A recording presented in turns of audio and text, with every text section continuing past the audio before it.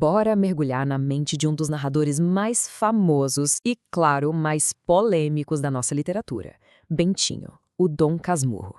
Essa é a pergunta, né? Aquela que já dura mais de um século e que assombra todo mundo.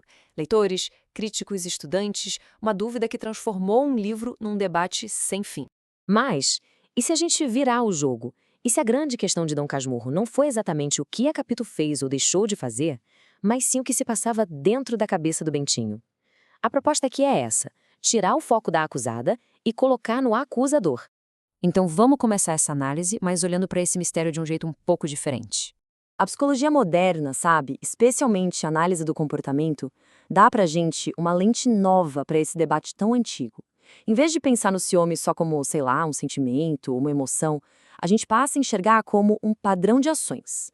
Ações obsessivas que se repetem, quase como um vício. E é aqui que a coisa começa a ficar bem interessante. A ideia central é que o ciúme do Bentinho funciona de uma maneira muito parecida com uma compulsão, um vício que ele mesmo alimenta o tempo todo.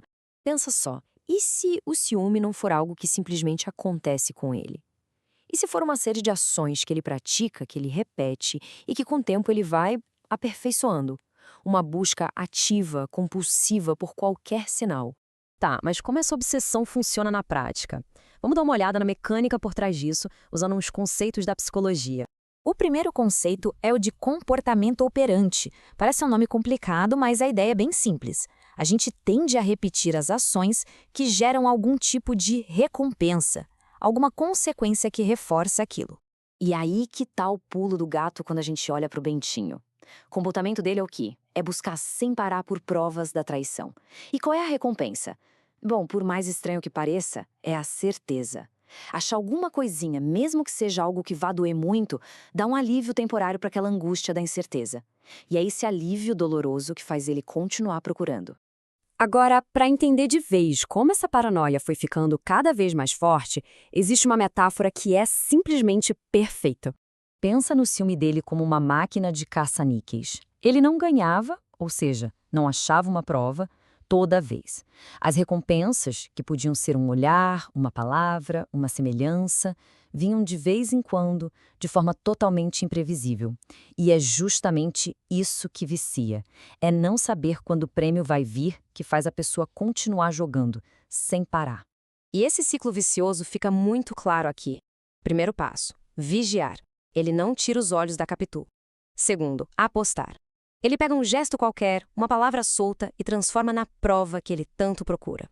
Terceiro, ganhar. De vez em quando ele acha algo que, para ele, confirma tudo. E aí vem aquele alívio doloroso da certeza. E qual o resultado? Passo 4, repetir. Ele volta a vigiar, só que com mais força ainda. É o ciclo perfeito da obsessão. E aqui está a consequência devastadora disso tudo. Como essas provas apareciam de vez em quando, sem aviso, o comportamento dele se tornou quase impossível de acabar. Não adiantava a Capitu passar meses sendo a pessoa mais fiel do mundo. Nada disso era suficiente para apagar a paranoia dele, porque ele estava sempre ali, esperando o próximo prêmio da sua maquininha de suspeitas. Agora, para a gente fechar o raciocínio, vamos ver como todo esse processo transformou o Bentinho no grande arquiteto da sua própria e trágica realidade. Com o passar do tempo, o mundo dele foi literalmente encolhendo.